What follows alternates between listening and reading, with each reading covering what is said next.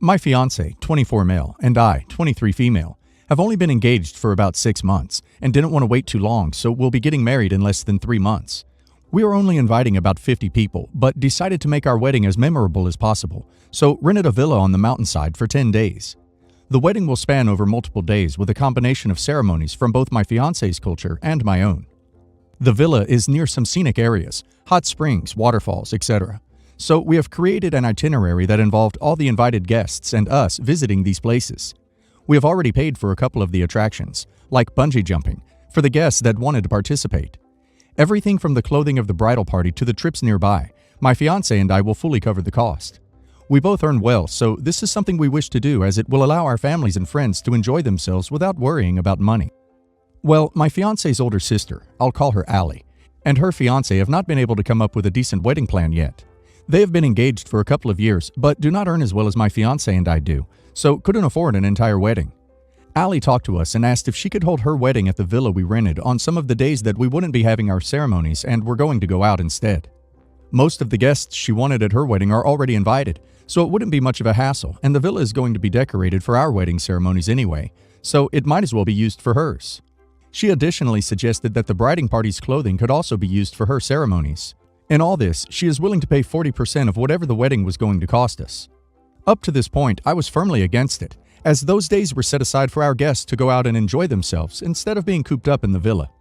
However, she brought up the fact that if she chose a later day for her wedding, people will question why her younger brother got married before her, as this is considered shameful in my fiancé's culture.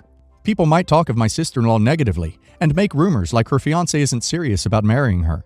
We told her to give us some time to think and have talked amongst ourselves since. My fiancé has left the decision entirely up to me and promised to stand by me regardless of what I choose. He said while he does love his sister and wants to help her, this is something we have wanted for a long time, so even if he is willing to make the sacrifice, he will not ask that of me. Whatever the decision may be, we will present it as a collective decision, rather than placing the entire weight on me. I don't know what I should do now. Should I let my sister-in-law have her way or go about my wedding as previously planned at the expense of upsetting her and possibly my fiancé's parents? Oh, this is interesting. I advise not to allow her to hold her wedding during your 10 days. She has been engaged for years, so she has no one to blame for the non-wedding.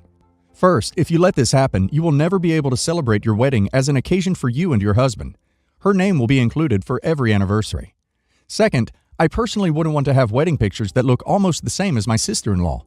I can see why it would be convenient since everyone will already be there, and offering to pay 40% means she's not trying to mooch off of you.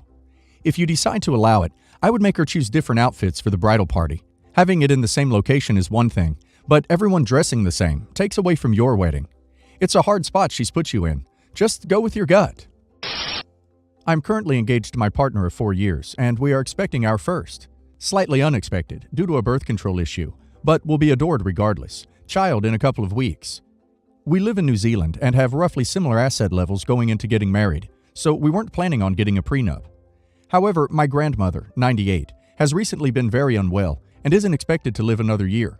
When she dies, the remaining wealth from the former family dairy beef farm will be divided between their children, grandchildren, like me, great-grandchildren, like my child, with a predetermined 1/3 of the total going to each generation. There are some major caveats to inheriting anything that include 1. Anyone eligible must prove via DNA to be related to her. This is largely because one of my uncle's wives cheated around the time their first child, who is now 18, was conceived. Even though my uncle adores her like a daughter and the whole thing has been old news for a long time, this has dug it back up again, and she will likely, pending test, not inherit anything, as it's clear she's not a full sibling to her 2 brothers based on her appearance. 2. Spouses don't get anything if they have a prenup or are divorced. 3. Children of divorced marriages don't get anything, even if they prove a relation. 4. Children of prenup marriages don't get anything, even if they prove relation. This was largely influenced by the oldest of my uncles, who was twice divorced with 3 kids, who he lost custody of and is currently in a prenup marriage to a girl half his age, and he loves gloating about how watertight the will and trust are. Given my grandmother's ill health, my parents are pushing me to get a prenup, as this will disqualify my child, leaving my niece the only great-grandchild eligible to inherit anything. This is because my sister was a teen parent who has had continual alcohol D issues and is very much skint and supported by our parents. Due to the number of cousins there are, my sister and I won't get much from the 1/3 of our generation share, but my niece will get the entire 1/3 share for her generation. My parents believe they can use my niece's share to set my sister and her child up with a house and passive income, and think it would be unfair for my child to be included in the inheritance, as my partner and I have no financial issues. Now, I love my sister, but this is ridiculous. She can't be trusted with a nice vase because she will try to fleece it for money. Giving her a substantial amount of money and expecting her to suddenly change will only end badly. Plus, it's unfair to my child.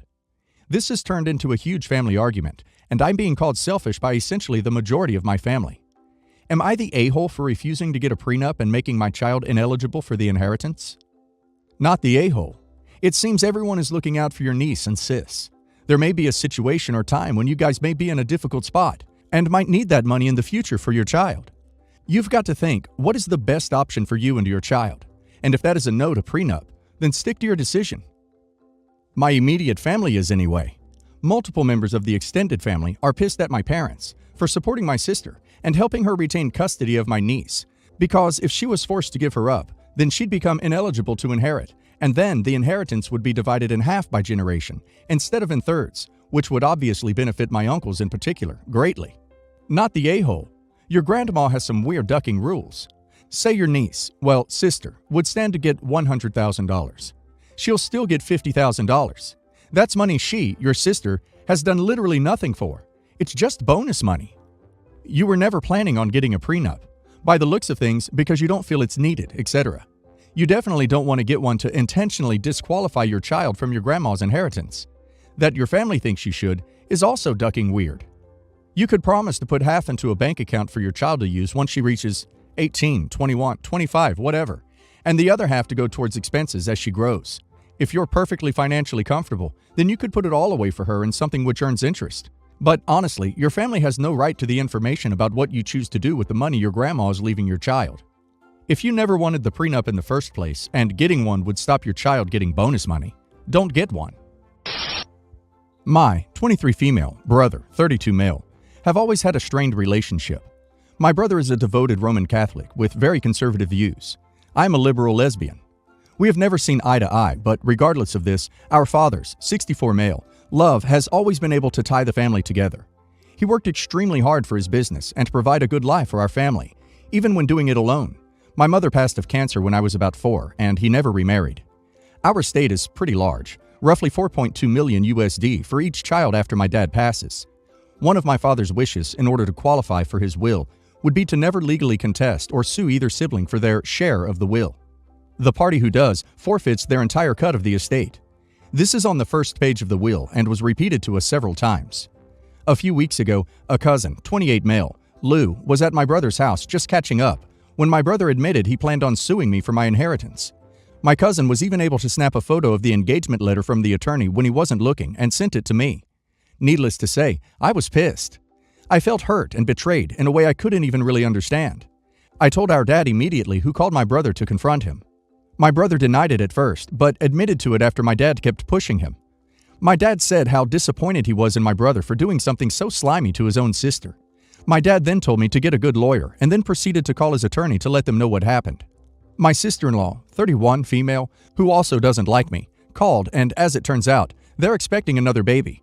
I currently have 5 nieces and nephews from my brother. My brother and his wife are afraid they wouldn't be able to handle another child financially. Now, my brother and his wife are telling our family what happened, and while some are on my side, most of our family is calling me an a-hole for not offering the half of the inheritance back to my brother, because now his family will struggle due to my selfishness. I've even had relatives come to my house just to curse me out on my front lawn. My dad suggests I stay strong and don't give in. Am I the a-hole? Not the a-hole.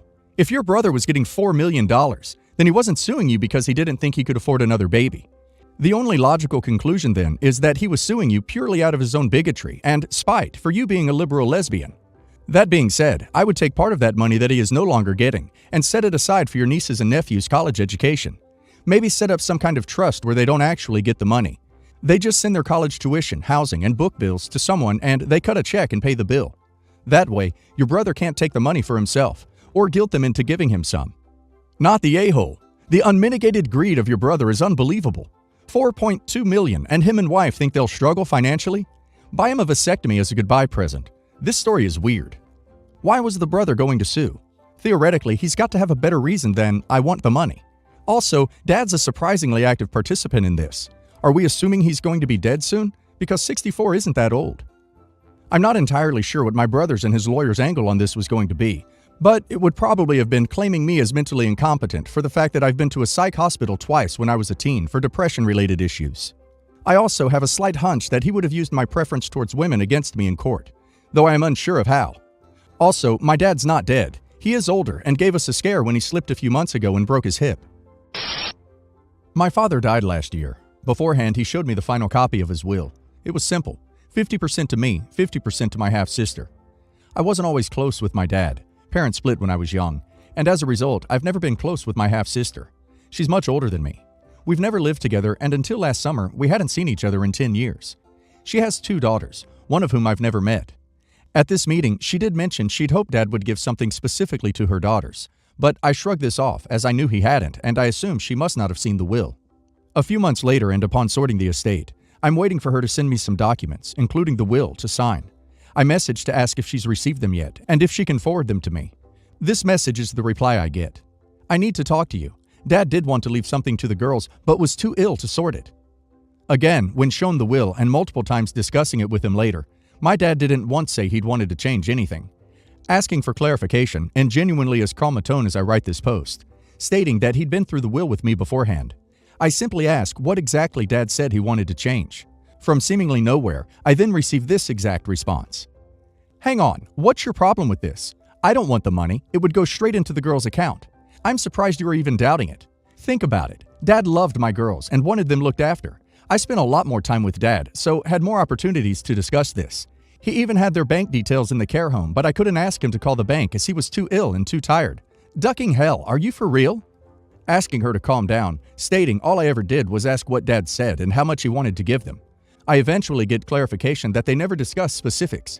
He just said he wanted them looked after. Despite not being close with them and not having even met both daughters, as someone with no children of my own, I had previously considered offering some of the money as extra to them. But due to being largely kept out of the loop of funeral organization, and in the end, only being told about the burial of the ashes literally less than 48 hours beforehand, I realized as we really aren't close, that's not my concern. And if that's what Dad really wanted, he'd have included it in the will in the first place. This latest exchange just cements that feeling. Would I be the a-hole for this? Again, we're not close, and I can tell you with certainty that once this is over, we'll go back to rarely speaking to each other, but they are technically my nieces. Not the a-hole. She got 50%. She is fully capable of giving, setting aside some of that for her daughters. Sounds like she's just trying to get you to cough up more of yours. Not the a-hole. Your father would have left the girls money if he wanted to.